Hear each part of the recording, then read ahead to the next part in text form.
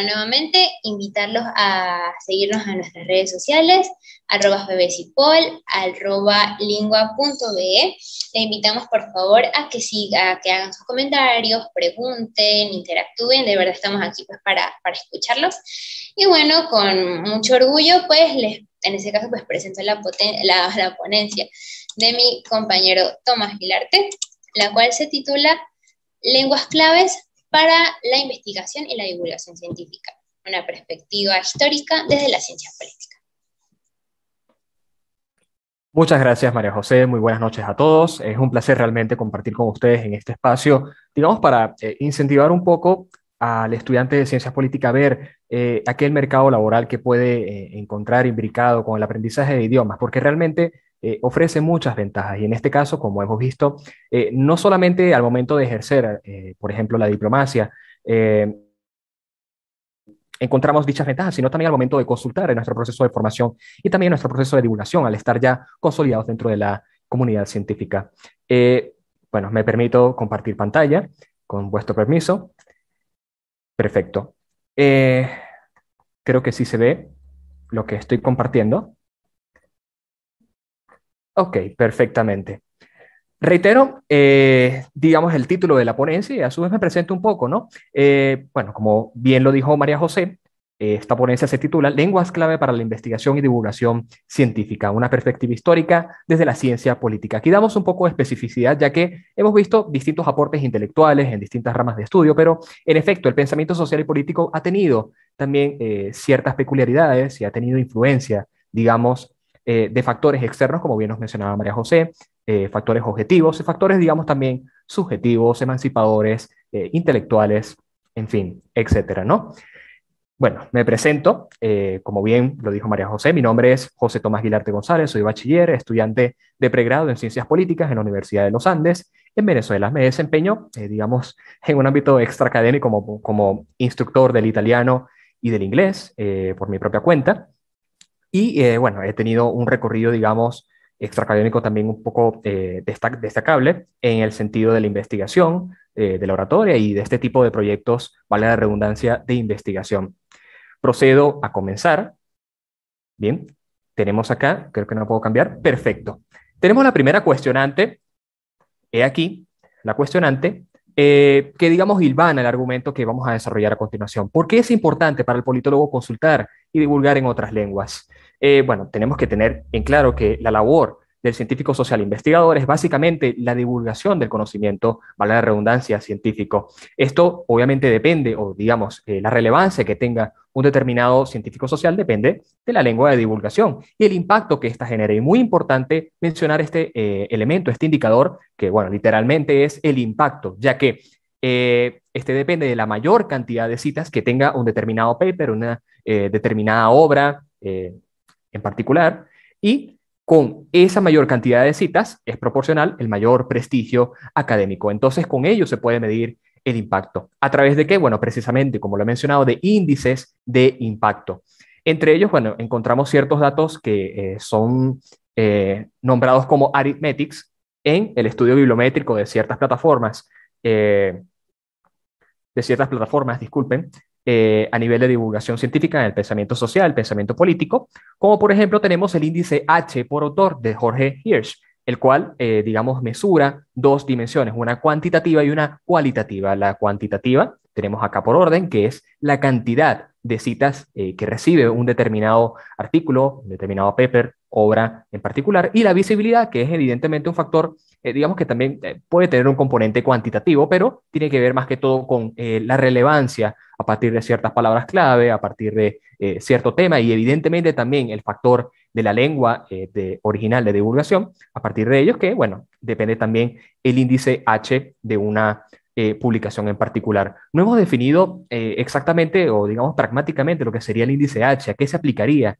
Bueno, supongamos que tengamos un artículo en particular y o una cierta cantidad de artículos para hacer más fácil la ejemplificación. Tenemos 4 artículos y proporcionalmente hay 4 citas para ese artículo. El índice H mesura la cantidad de citas que hay por cada artículo de los que están enumerados o atribuidos a un determinado autor. Si yo tengo un índice H de 4 en 4 publicaciones, es decir, tengo 16 publicaciones, o 16, disculpen, citaciones a mis publicaciones, a mis indagaciones, mis hallazgos. Bien, entonces, ese tipo de temas los vamos a tocar más adelante en nuestra parte, digamos, pragmática de la ponencia. Ahora, ¿en dónde publicar? ¿En dónde publicar? Es una de las grandes preguntas que, bueno, digamos, podemos plantearnos al momento de iniciar el camino de la divulgación científica. Acá, bueno, puedo mencionarles algunos repositorios digitales o bibliotecas virtuales. Valgan ser definidos los repositorios digitales como simplemente aquellos, no digamos depósitos, aquellos, digamos, entramados de información, ¿ok? De una determinada institución, una universidad, una ONG, un grupo de investigación, etcétera, que evidentemente se encargan de promulgar un determinado fin, un determinado pensamiento, un determinado enfoque teórico, o simplemente dar un poco más de prestigio a la ciencia en particular que utilicen para investigar o que investiguen en particular. Entonces, el repositorio digital, definido por Crow en el año 2012, sería básicamente eso, un depósito de información especializada, evidentemente, sobre una determinada ciencia, puede ser social, puede ser dura, y puede estar, digamos, atribuido a una determinada institución, una determinada persona, una determinada organización no gubernamental. Y por último, tenemos las bibliotecas virtuales, que bueno, iremos especificando cuál de todas estas que tenemos acá son repositorios o bibliotecas. Las bibliotecas serían básicamente aquellos espacios que albergan los repositorios digitales prácticamente. Digamos los derechos, albergan los derechos de aquellos repositorios digitales que hayan publicado un determinado producto, como bien podríamos decir en el léxico de la investigación científica. Entonces, entre las bibliotecas virtuales, o mejor, señalando en orden los repositorios digitales, tenemos, por ejemplo, a Scopus, entre los más importantes, evidentemente, y que ibanarán también el resto de la investigación, Web of Science, ¿ok? Tenemos Google Scholar, tenemos ResearchGate, y por último, en cuanto a las bibliotecas virtuales, tenemos a Cielo y tenemos a Social Science Research Network, ¿ok? La red de investigación de ciencias sociales. Entonces, iremos desarrollando los objetivos de esta investigación para entrar un poco más en contexto. Bien, tenemos los objetivos.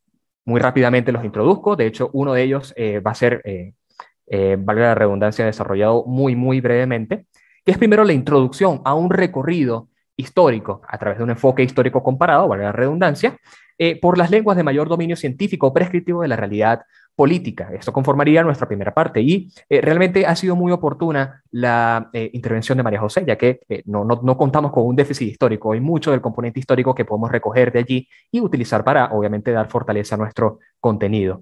Y tenemos el otro objetivo que sería el más pragmático, describir la actualidad y dominio de las lenguas modernas en la divulgación científica, desde la perspectiva específica, obviamente, de las ciencias sociales, que es lo que nos circunscribe en este momento, y con ellas de la ciencia política, mucho más, digamos, nos concierne.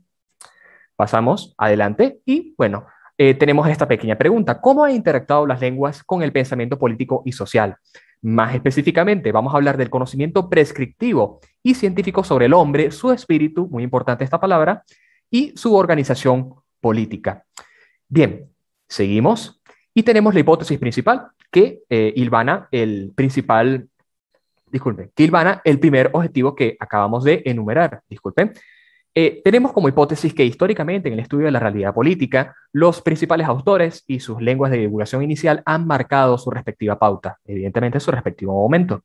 Estas lenguas ejercieron, una fuerte influencia en el estándar epistemológico de la comunidad científica de su época. Oportunamente, María José lo mencionó, el latín científico, por ejemplo, significó un hito, digamos, no un hito, sino una cuña de apoyo para aquellas divulgaciones que tanto caracterizaron a los siglos de las luces, por ejemplo, y bueno, evidentemente de muchos autores que han aportado bastante, no solamente a las ciencias sociales, sino también a las ciencias duras. Entonces, teniendo esto como hipótesis, vamos a intentar falsearla o confirmarla. Bien, tomando como punto de referencia una obra muy de pila para nosotros en ciencia política, que es Historia de la Teoría Política de George Sabin. Bien, a través de la cual vamos a delimitar un poco lo que estamos estudiando, que sería la teoría política, bien, el pensamiento político occidental.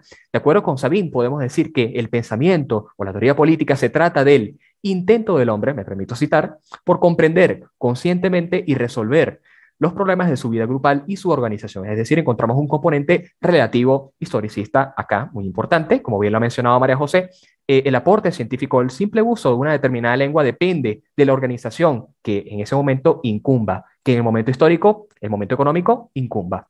Entonces tenemos que sigue declarando Sabin que la teoría política es una tradición intelectual cuya historia la constituye la evolución del pensamiento del hombre, como bien lo hemos mencionado, sobre problemas políticos a través del tiempo. Como cualquier tipo de pensamiento, evidentemente en este caso político, es el hecho de entender, comprender, digamos, describir e intervenir en la realidad social y en este caso política.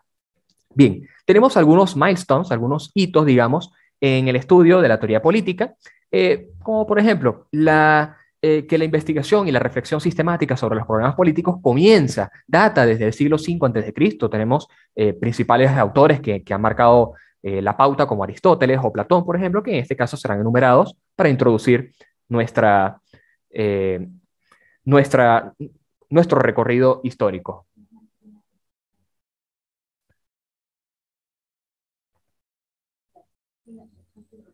Nuestro recorrido histórico, disculpen. Bien, tenemos primero una fuerte influencia por parte de los helenos y tenemos la predominancia del griego antiguo. Bien, como bien lo había mencionado María José anteriormente, tanto comercialmente como política y, digamos, culturalmente, la antigua Grecia tuvo su apogeo en estos siglos en los que, digamos, nace la teoría política y, evidentemente, el griego antiguo marcó la pauta en todos los autores que digamos, divulgaron en aquel entonces sus memorias, porque realmente no existía divulgación científica como tal, sino más bien ensayos, lo que hoy conoceríamos como ensayos o investigación prescriptiva, reflexiva, filosofía en general, filosofía política. Bien, entonces tenemos un traslape que vamos a ir definiendo, que es el del griego antiguo al latín medieval, evidentemente obviando las dos fases anteriores del latín que hemos mencionado anteriormente, entre ellas el latín clásico. ¿Por qué? Porque a partir del latín medieval comienza, digamos, ese estudio de interés de la realidad política y, evidentemente, el dominio de esta lengua en dicho estudio de dicha realidad.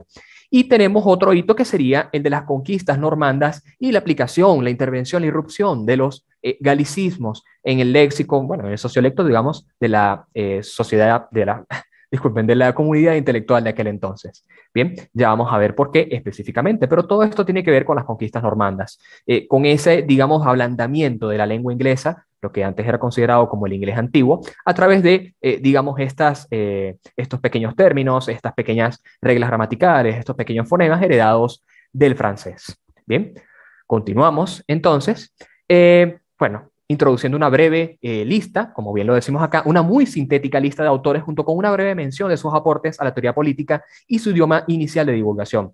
Y bueno, cabe destacar que gran parte de las lenguas que figuran en la siguiente numeración tienen cabida aún en la actualidad, por lo cual es importante, es imperante realmente que nosotros nos formemos en este tipo, primero en la lengua en particular, y después en este tipo de autores, ya que resulta muy provechoso, realmente lo digo por experiencia, entender, comprender al autor en términos weberianos, digamos, a través de su propio hablar, a través de su propio lenguaje, su estructura gramatical, a través de sus términos en particular. Bien, algo así como un proceso hermenéutico, pero evidentemente menos riguroso.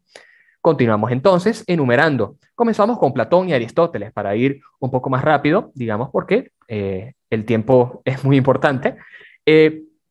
Digamos que era muy genérico antes el pensamiento, pero se suscribía a un dilema muy importante que obviamente marcó la pauta o marca la pauta hasta la actualidad, que es el del idealismo y el materialismo. Platón fue precisamente protagonista del idealismo. No he encontrado idealismo como utopía o, por ejemplo, ya que eso ha sido una de las cosas que lo ha caracterizado en su doctrina, sino, digamos, al pensamiento filosófico como tal, de la manera de nosotros obtener el conocimiento prescientífico o científico y a través del cual nosotros digamos, nosotros nos comunicamos, heredamos conocimiento de otros. Bien, ese es el tipo de argumento ontológico que desarrollan los idealistas y desarrollaron en ese momento Sócrates y Platón. Bien, tenemos a Aristóteles, que, bueno, fue aprendiz de Platón, el cual, bueno, fue, digamos, todo lo contrario, más bien él desarrolló el materialismo y a partir de aquí, al menos en una preferencia personal, la prescripción del conocimiento, digamos, político, sistemático, la realidad de la polis comienza a tomar rigor material, a rigor, valga la redundancia, ¿no? Rigor, digamos, empírico, ya que el materialismo se sustenta principalmente en esto, en que los fenómenos en el exterior de la conciencia son los que tienen importancia y los que realmente existen, y que la conciencia solamente se ocupa de aprenderlos, ¿bien? Con H, evidentemente, ¿no?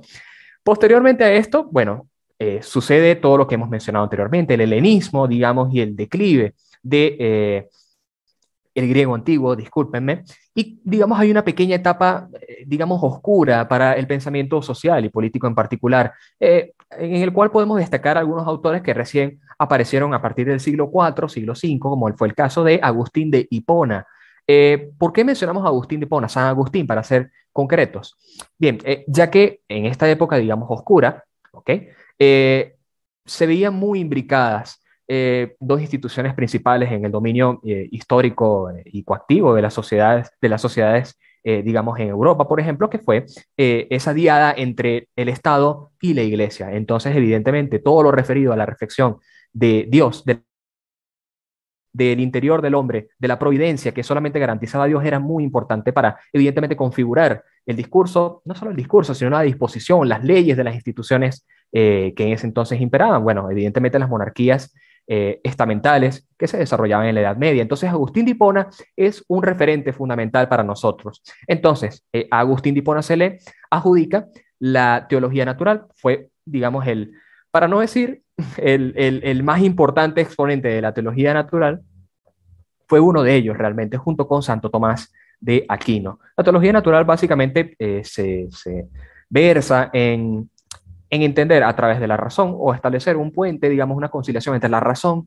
y la fe. Es decir, no comprobar a través de manera revelada la existencia de Dios, sino también, digamos, de una manera racional. Es decir, a través de la lógica, a través del si existe esto, entonces debe existir esto, de la causa incausable, etcétera. Muchos términos que, digamos, son importantes. ¿Y por qué hablamos nosotros de racionalismo temprano? Porque evidentemente la teología natural se ubica dentro del racionalismo. ¿Y por qué decimos que temprano, o al menos lo considero así? ¿Por qué lo pongo disculpen, entre signos de interrogación? Porque, por ejemplo, San Agustín tiene una frase icónica que, digamos, parece que precede al pensamiento racionalista de Descartes. Imagínense, 1400 años, 1300 años de anticipación, la cual es, me permito citar acá, lo podemos ver en la esquina superior derecha, in interiore homine habitat veritas. Bien, en el interior del hombre habita la verdad, habita el conocimiento. Es un pensamiento más o menos heredado del pensamiento platónico, bien, ya que decimos, no, el hombre hereda dentro, la subjetividad es lo que importa, el hombre hereda el conocimiento, bien, y hereda también la noción de Dios, hereda también, digamos, esa devoción a Dios. Introduce términos también importantes dentro de, digamos, la literatura litúrgica, que sería la providencia, por ejemplo, que es aquel destino utópico al cual nos aproximamos si nosotros seguimos los postulados del Señor. Bien, disculpen que lo mencione de esta manera, pero bueno, literalmente así es como lo nominan en dicha literatura. Y tenemos la introducción de la De Civitate Dei, la ciudad de Dios contra los paganos, que precisamente fue uno de los textos fundamentales en el desarrollo de la teología natural, del derecho canónico, etcétera, de la Edad Media. Bien. Y tenemos por último el Amor Dei. El Amor Dei es una predisposición que ellos creían existir como todos esos elementos heredados en el logos humano. Bien, el Amor Dei era eso precisamente que nos encaminaba a primero seguir los postulados de Dios y organizarnos políticamente en función a esos ideales, digamos, a esos criterios, ¿no? Bien, tenemos una pequeña transición hacia Graciano. Ya Graciano se ubica a partir del siglo XIII. Graciano es muy importante, es muy poco mencionado realmente, pero constituyó también un hito, ya que, como hemos mencionado, se encontraban muy imbricadas, muy mezcladas el Estado y la Iglesia en aquel entonces. Entonces, el derecho canónico, en cuanto a la institución de las reglas del juego, valga la mención y en términos modernos de las reglas del juego, de la derogación de los obispos, por ejemplo, de la jerarquización, la repartición autoritativa de valores, como diría Easton, por ejemplo, el derecho canónico tuvo una influencia determinante. Entonces, Graciano precisamente es protagonista y, digamos, el padre de este tipo de legislación o normatización, digamos, de la estructura eclesiástica. Tenemos a Tomás de Aquino y posiblemente sea el último autor que nosotros destaquemos en cuanto a la teología natural, y su aplicación a los términos sociales, digamos, porque él también retoma el Amor Dei y lo sustenta, de hecho sustenta la mayoría de la obra de Agustín de Hipona, que se basa básicamente en lo que llaman el argumento ontológico. Él refuta, digamos, eso o lo complementa con algo que fue llamado en aquel entonces y sigue llamándose Summa Theologiae, ¿ok? Summa Theologiae sería como la suma teológica, el máximo rigor, la máxima recopilación de teología en aquel entonces de la Edad Media. Y se encargaba, digamos, o fue promulgada en ese entonces con el propósito de dar con la existencia de Dios de una manera racional también, a través de algo que llamaron en aquel entonces Quinque Viae, las 5 vías de, digamos, argumentación de la existencia de Dios. Bien, algo muy interesante realmente que está sujeto a debate y que precisamente es muy importante. ¿Por qué? Porque el ideal de Civitate Dei, la ciudad de Dios, seguía impregnado en el pensamiento de Aquino. Y todo este pensamiento de la justificación de la existencia de Dios y por ende la vigencia de su pensamiento, hacía que la organización social se diera de la manera determinada en que la iglesia postulaba, promulgaba, defendía. Bien, seguimos adelante. Y todos estos autores, cabe destacar, escribieron en latín medieval, ¿ok? Que tuvo prácticamente su auge en esta época paradójicamente oscura para el pensamiento social occidental, pero en fin, dominó el latín medieval. Seguimos entonces con una época un poquito más iluminada, iluminada, valga decir, con Coluccio Salutati. Bien, Coluccio Salutati es realmente un referente de ese deslinde, ese desprendimiento de la moral que antes predominaba para, digamos, ubicarnos en la ética al momento de nosotros evaluar el comportamiento social, el comportamiento humano. Y por eso nosotros mencionamos en las ciencias del espíritu, porque realmente antes, ya otrora, cuando mencionaba a estos autores, hablaban del espíritu como la esencia, la ética de la persona. Bien, y en este caso ya entra en rigor el término de ética para referirnos realmente a ese cúmulo conductual que caracteriza al hombre dentro de las instituciones y junto con sus congéneres, ¿no? Entonces, Coluccio Salutati irrumpe con el humanismo italiano, que llamaron el humanismo italiano en el siglo XV, antecediendo a Nicolás Maquiavelo. Bien, estos autores escribieron tanto en latín como en italiano. Bien, así que cabe destacar que, digamos, como lengua moderna, el italiano hace su primera irrupción en el pensamiento político occidental. Bien, evidentemente, poco hay que decir de Nicolás Maquiavelo. Bueno, muchísimo hay que decir realmente, pero es un autor muy recurrente en nuestras reflexiones y en nuestra consulta y muy importante de revisar, como hemos mencionado, en su lengua original, ya que, digamos, no la sintaxis ni la gramática, sino también la semántica, digamos, la manera en que utiliza ciertos términos, obviamente refiriéndose a la consecución y al mantenimiento del poder, son muy interesantes de ver en su, digamos, significado virgen, en su significado inicial. Bien, entonces realmente lo recomiendo leer a Maquiavelo en italiano. Bueno, evidentemente primero estudiar el italiano, disculpen, y leer a Maquiavelo en dicha lengua. Realmente es muy interesante encontrar ese tipo de patrones allí. Tenemos a Thomas Hobbes, bien, que escribiría prácticamente entre los siglos XVII, en el siglo XVII, su obra más icónica, que sería el Leviatán, evidentemente, y caracterizaría a Thomas Hobbes y a todo su pensamiento y a todo su andamiaje epistemológico, el contractualismo y el método resolutivo compositivo. El método resolutivo compositivo se basaba básicamente en lo que hoy conocemos como individualismo metodológico, en el sentido de que, bueno, prácticamente Hobbes antecedió el pensamiento, muy importante, el pensamiento sociológico, el pensamiento sociológico positivista que se desarrollaría ya a partir de los siglos XVIII y XIX. Y bueno, encontramos aquí al inglés, bien, al inglés como lengua en la cual Thomas Hobbes, digamos, hizo sus aportes. Posteriormente tenemos a John Locke, que entraría también en la misma línea y precisamente en el mismo idioma, ya que, bueno, no precisamente en la misma línea completamente, ya que comparte con Hobbes ciertas características como el empirismo, bien, que ya en ese momento sería nombrado como el empirismo inglés, y lo que lo diferenciaría de Hobbes es la introducción del liberalismo. Bien, esto, digamos, un poco discutido, ya que algunos adjudican la irrupción del liberalismo como doctrina intelectual a autores posteriores como Hegel, por ejemplo. No obstante, cabe mencionar que al menos a John Locke convencionalmente se le identifica con dicha rama de pensamiento.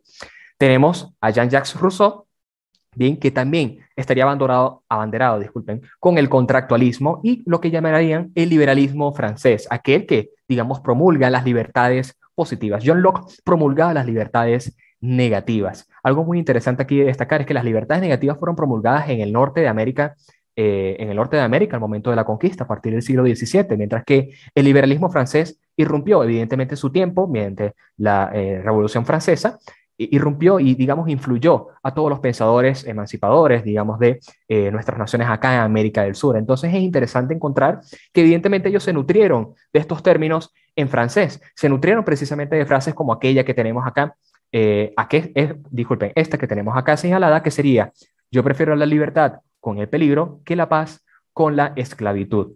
Muy interesante realmente, porque todos estos términos, la providencia, la libertad, la solidaridad, la fraternidad, etcétera, digamos, entraron en el imaginario colectivo de estas naciones que se emanciparon acá en América Latina, vale decir. Entonces es muy interesante encontrar, digamos, la influencia del francés en todo esto y en todo el pensamiento de la pluralidad, de la democracia, digamos, y la libertad, porque otros autores como Voltaire, como el Marqués de Condorcet, tuvieron su influencia y evidentemente escribieron en francés para hablar de los problemas políticos que entonces acaecían y que, digamos, impregnaron a la Revolución Francesa. Tenemos posteriormente a Immanuel Kant, ¿bien?, que introduciría prácticamente al kantismo dentro de la doctrina de las relaciones internacionales, o mejor dicho, los estudios internacionales, introduciendo otras dos categorías como la paz perpetua y la paz democrática, que vale señalar posteriormente si alguno tiene alguna duda. En este caso, Kant desarrolló su obra en latín y alemán. Ya aquí encontramos la fase del latín científico y el alemán, digamos, como una lengua, bueno, básicamente la lengua de la que estaba abanderada el idealismo alemán, que retomaría este autor contemporáneo que sería George Hegel, uno de mis favoritos realmente, y que por ello lo puse, precisamente por ello y otras cosas lo puse en la primera diapositiva de presentación, ya que este pensador, digamos, a este pensador se le adjudica el estudio dialéctico de la realidad social, el estudio de la totalidad, o mejor dicho, el estudio dialéctico de la sociedad a través de las transiciones de las totalidades, la totalidad vista como un determinado entramado no solamente institucional, sino también político, económico, en el cual se desarrolla determinado hecho histórico. Y evidentemente retoma el idealismo alemán. Por ello, por el hecho de mencionar nosotros el idealismo, la importancia de la subjetividad, por ello es que nosotros decíamos, no, bueno, a Hegel se le puede adjudicar eh, digamos, los cimientos del liberalismo. Bien, posteriormente otros autores que obviamente se ubican a otro lado de la brújula, digamos, pero con el mismo pensamiento de emancipación estructural, más o menos, sería disculpen, Karl Marx, bien, disculpen la confusión, el cual retomaría este pensamiento de la dialéctica, digamos, en la transición de ciertos factores de dominación en ciertas sociedades determinadas, evidentemente la pugna entre el capitalismo o, digamos, la burguesía y el proletariado, y retomaría, digamos, el pensamiento estructural. Y es lo que, digamos, lo diferenciaría plenamente de Hegel. No plenamente, sino parcialmente, mejor dicho. Y también escribiría en alemán. Digamos que hay una pequeña fase acá, ¿ok? En la que el francés y el alemán tuvieron cierto dominio. Ya vamos a explicar por qué. Pero el caso es que Marx hizo sus aportes en el alemán. Posteriormente tenemos a Max Weber, el cual introduciría la sociología interpretativa, retomando aquel pensamiento de Hegel, aquel pensamiento de Kant, y digamos, instaurando una tradición que se desarrollaría prácticamente hasta la mitad del siglo XX, hasta mucho más evidentemente, pero en su manera clásica, prístina, hasta dicho momento, con autores como Husserl, como Althusser, como Foucault, etcétera. Bien, entonces es muy interesante encontrar que en el estudio de la burocracia, de la dominación, el estudio de la comprensión del propio individuo, de la vocación que tenga este para participar en los asuntos públicos, vocación para cualquier tipo de cosa en general, que también tiene que ver, de hecho, con la religión de Max Weber, este tipo de cosas es importante encontrarlas en vocablos del alemán, como por ejemplo Gemüt, bien, que lo tenemos acá en la esquina superior derecha, y Beruf, ¿ok? Gemüt significa la esencia prácticamente que tiene el ser humano, como bien argumenta Kant, de entrelazarse, ser funcional con los otros, ¿no? Y encontrarse, digamos, y organizarse. Y la Beruf sería lo que hemos mencionado, principalmente esa vocación que tiene el individuo para con su trabajo, evidentemente, y para con los asuntos públicos. Ya finalizando nuestro recorrido, encontramos, digamos, a los autores más contemporáneos. Tenemos a Easton, a Buchanan, a Arrow, Rawls y Robert Nozick. Hemos de encontrar acá o hemos de destacar, digamos, la preponderancia que tuvo el inglés. No es que quisiéramos obviar, digamos, al francés como que, por ejemplo, tuvo su importancia, como hemos mencionado, en el siglo XIX con el positivismo, sino que realmente a partir de la Revolución Industrial, como bien lo mencionó María José, eh, disculpen, como bien lo mencionó María José, el inglés marcó la pauta y mucho más evidentemente en las ciencias económicas y las ciencias sociales. Entonces tenemos a Easton evidentemente como el precursor del conductismo y el enfoque sistémico, a Buchanan como aquel, digamos, referente de la teoría de la elección pública. Tenemos a Arrow como un referente también del conductismo y la teoría de la elección racional. Tenemos a Rawls, que bueno, ya entraría dentro de la categoría, disculpen, de la filosofía política tradicional, retomando los pensamientos ideográficos, los pensamientos interpretativos de la realidad política.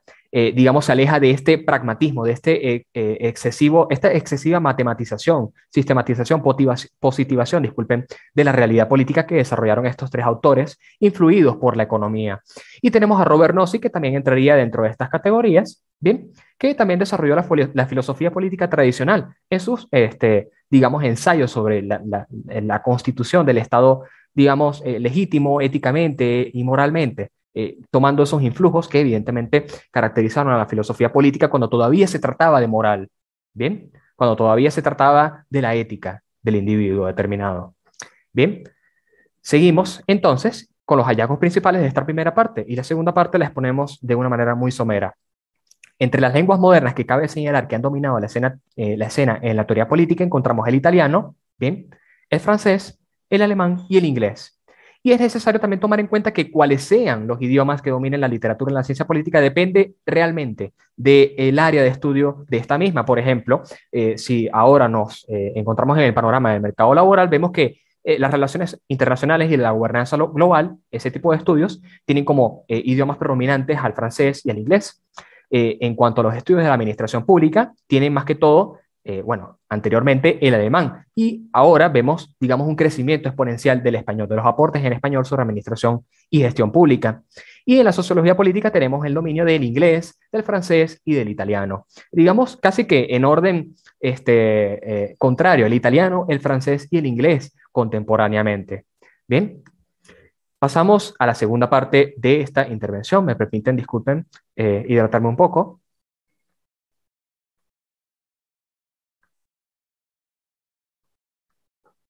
En la que nos preguntamos para concretar con esta investigación, ok, ¿en dónde y en qué lenguas publicar? A través de todo esto ya sé en dónde consultar y en qué idiomas consultar, ¿bien? Pero ¿en dónde y en qué lenguas debo yo, digamos, desempeñarme como investigador social? Bien, hay que tomar en cuenta que ante diversos tipos de publicación, obviamente hay diversos lugares, diversos espacios de publicación.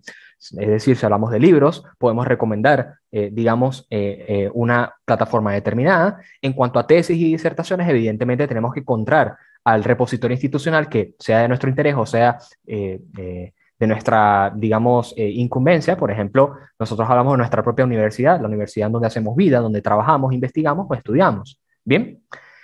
Tenemos el caso, por ejemplo, de los artículos científicos y reseñas que pueden ser fácilmente publicados en revistas científicas, como esta que, por cierto, recomiendo, y es en portugués, por cierto, que es la revista Crítica de Ciencias Sociales, ¿bien? De Portugal, valga mencionar. Y por último, lo que más nos interesa son los artículos y reportes científicos que pueden ser, como ya hemos dicho, plasmados en plataformas como Scopus, Google Scholar y ResearchGate. Bien, seguimos adelante definiendo sobre qué se escribe, ¿bien? Haciendo un pequeño balance de las lenguas en la producción de los artículos científicos, evidentemente, como ya hemos dicho, sobre qué se escribe, sobre qué determinadas ciencias, qué determinados campos del saber se escribe y en qué idiomas, ¿bien? Tenemos la tabla 1, que nos dice la distribución, disculpen, porcentual de artículos publicados en 4 categorías principales, ordenadas por idioma, por Van Wijnen en el 2012. Bueno, para no leer evidentemente todo acá, obviamente se ha sintetizado todo en una cita anexa en la siguiente diapositiva, pero más o menos manejamos este tipo de información y, digamos, comparamos, ¿no? Damos ciertas resoluciones finales, que serían, por ejemplo, esta, que, cito acá a Van Wijnen, Los investigadores que publican en inglés, chino y ruso, actualmente muy importante mencionar, tienden a publicar más en campos relacionados con las ciencias duras o puras, como la física, ingenierías y ciencias materiales. Por otro lado, los investigadores quienes escogen publicar en holandés, francés, italiano, portugués y español, tienden a publicar sus trabajos relacionados con campos de las ciencias humanas o blandas, como las de la salud, por ejemplo, las sociales, que son las que nos incumben precisamente, la psicología, las artes y las humanidades. Bien, para reforzar un poco el argumento y dar, digamos, una pequeña clave sobre la importancia de los idiomas en la divulgación, tenemos la importancia del inglés, ya aquí tomado de una manera general, también extraído de Van Weigen, ¿bien? Vemos el ascenso prácticamente exponencial, tremendo, podemos verlo en la franja, eh, disculpen, verde oliva, ¿bien? Podemos ver el ascenso prácticamente regular en la mayoría de los países señalados acá del inglés como lengua predominante en la divulgación científica. Bien, en cada journal de cualquier entidad, como por ejemplo, acá tenemos Países Bajos, Italia, Alemania, etcétera. Desde 1996 se ha diversificado la investigación científica en inglés y esto lo podemos encontrar también en otros, digamos, influjos, como por ejemplo, bueno, esto de 1996 a 2011, pero lo podemos encontrar también expresado en otros influjos que estén más cerca de las ciencias sociales, como por ejemplo en el que entramos, digamos, en calor con el índice H, es decir, la cantidad de impacto cuantitativo y cualitativo que tiene un determinado aporte, una determinada investigación. Bien, sobre esto vamos a hablar un poquito más. Fíjense, acá hablando de ciencias sociales, ciencias, digamos, de la salud, por ejemplo, y ciencias de la comunicación, tenemos que en el inglés, precisamente, disculpen, que primero, en el portugués tenemos unos datos muy exiguos en cuanto al índice H, es decir, la cantidad de citas por artículo. Es muy interesante destacar esto, ya que comparándolo con el inglés vemos que lo triplica prácticamente todo. Tanto el índice H se triplica como evidentemente la mediana del índice H se triplica también. Cuando nosotros hablamos entonces de journals, de revistas que tengan que ver con el inglés o que sean precisamente de otras naciones, como bien lo hemos mencionado, Alemania, Francia, España, pero evidentemente que prefieran utilizar el inglés para tener mayor alcance de divulgación. Y bueno, por último, disculpen, por último, cabe destacar nosotros acá que cuando nosotros hablamos de esta distribución porcentual de los artículos publicados en determinados idiomas, bien, hay ciertas cosas que cabe, digamos, actualizar. Por ejemplo, el tema de las ciencias de la salud. Aquí hay un porcentaje muy bajo en el inglés. No obstante, en esta investigación de Hernández González et al.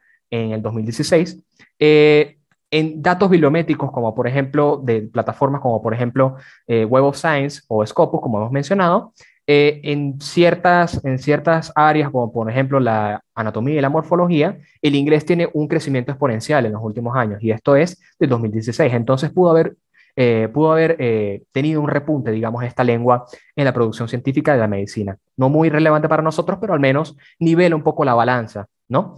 Entonces, teniendo todo esto en consideración y teniendo la comparación y demostración de que el inglés actualmente es el idioma clave, cumbre, para nosotros publicar en ciencias sociales, que es lo que nos compete, podemos finalizar con esta intervención. Realmente agradezco a todos por visualizar. Acá tienen cómo referenciar esta publicación, esta presentación de diapositivas. Pueden seguirme en mis redes sociales, Tomás Guilarte en LinkedIn, @Tomás Guilarte G en Instagram, y mi correo electrónico está allí anexo. Recuerdo también a todos aquellos que nos están viendo, escuchando en este momento, que nos sigan en nuestras redes sociales, @FEDECIPOL para la Federación Venezolana de Estudiantes de Ciencias Políticas y @lingua.be para la Academia Lingua Academy. Muchas gracias a todos por visualizar.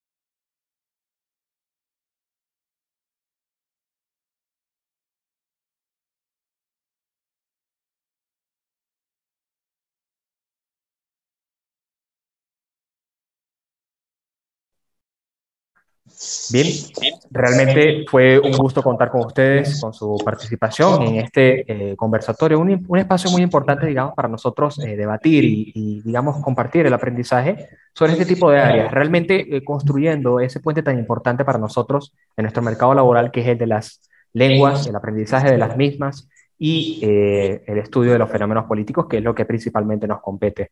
Realmente agradezco mucho su asistencia y atentos a nuestros próximos eventos.